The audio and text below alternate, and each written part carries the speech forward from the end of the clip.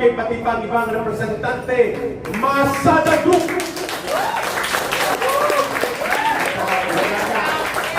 Masada, tawagan ko na Masada NCR, Nene, Makali. Kayo kaya ko lang sa lumakan kay Makali. Masada kong Corbinor, Cesar Putabay. Ito ba ito?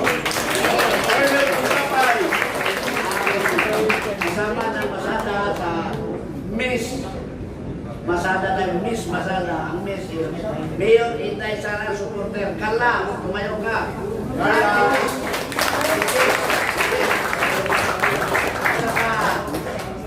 Ako po, ang Masada po, Mayors, Apostrophe S, Das, Sara Duterte Alliance, siya, Masa, Sara Duterte Alliance, si Nene, at saka si Miss Masada na kami ngayon.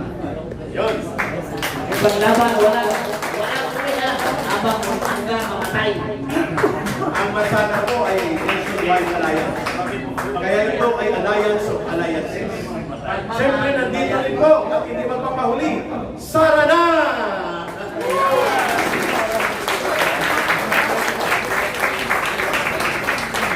At nandito po ang grupo na palaging present kapag tayo nagtitipon sa EDSA Shrine area, walang absent. Quezon City Anti-Crime Advocate Group!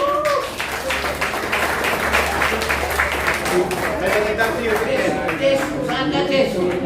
Tumingin ka, Jess, pala yun, saan ka? Dito pala, sama ko yan. Hey!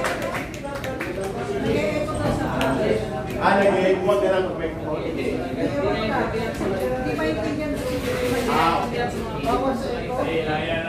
Okay, hindi ko alam eh. Okay. Mas malakas naman yata boses ko doon. Masakit daw sa audio nila at hindi nila ma-carry yung mga messages. No? So ulitin ko lang, kanina nandito ang Bangon Sambayanan People's Movement. Nandito din po. Okay na ba yan? O okay na naman wala ng mic? Hello?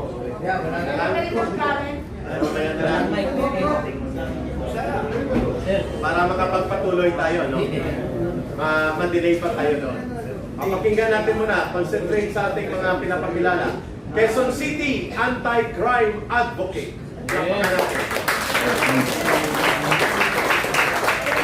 At of course, nandito po ang Muslim Alliance of the Philippines. At nandito po ang Muslim Brotherhood of Business Group in Green Hills.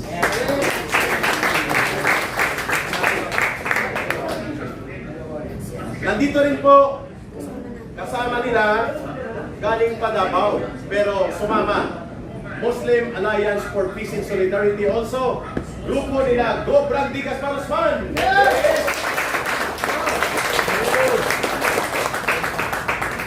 Tapos, nandito rin po ang Duterte Riders Team of the Philippines.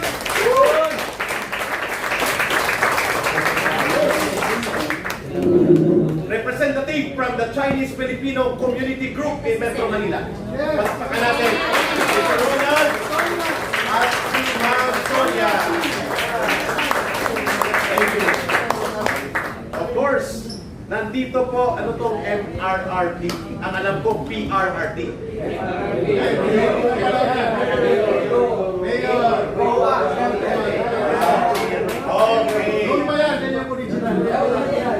Okay. Sorry kasi naabot ang PRRD na.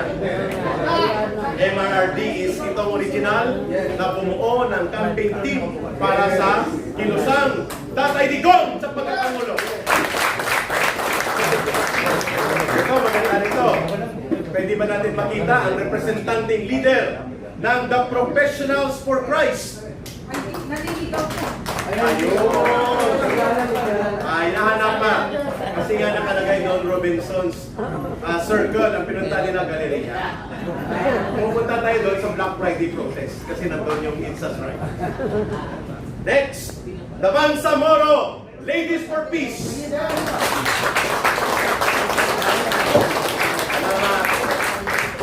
Of course, nandito din po ang North Duterte pa rin kami. Where?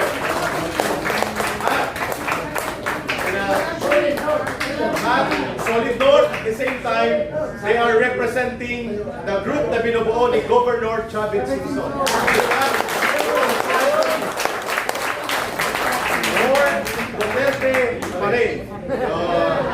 Pero sila din po ang solid group na nagbubuo ng core group ni Manong Gov Chavez Singson.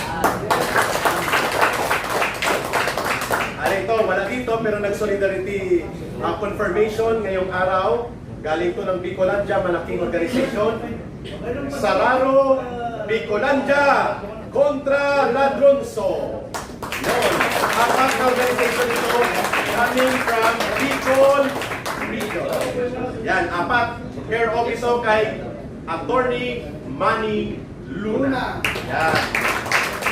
At nandito ang mga force multiplier para po sa pagreforma sa gobyerno may problemang nabubulok. Search multiplier! Of course, hindi natin kakalimutan representing unti-unting lumalawak po sila nang galing po ito sa mga retired uniform services General Daos and Colonel Opriasa.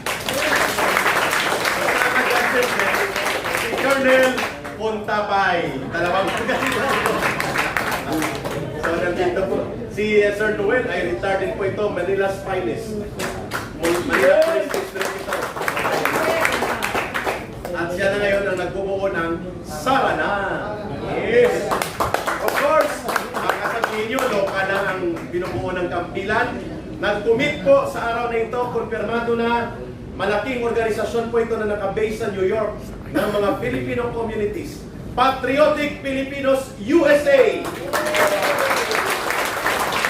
Dito po kami pumunta ni Congressman Jing na ako po ay papakulong ng walang sala at hindi makakalabas ng 5 buwan. Sa pinakaitaas.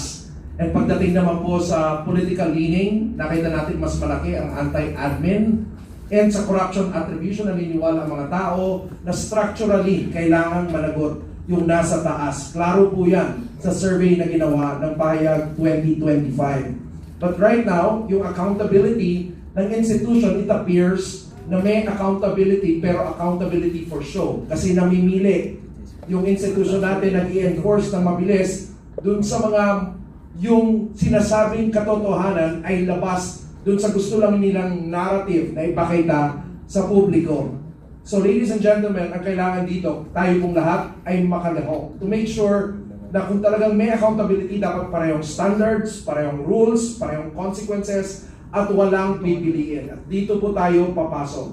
Let's bring back the spirit of the people power. Maybe not everyone will be able to come to Manila for that, but you can do that in your district. Gather evidence, be involved in terms of getting people in position, in accountability, evidence after evidence, district by district. So let's work together to save the Philippines. Maraming salamat po sa inyo lahat.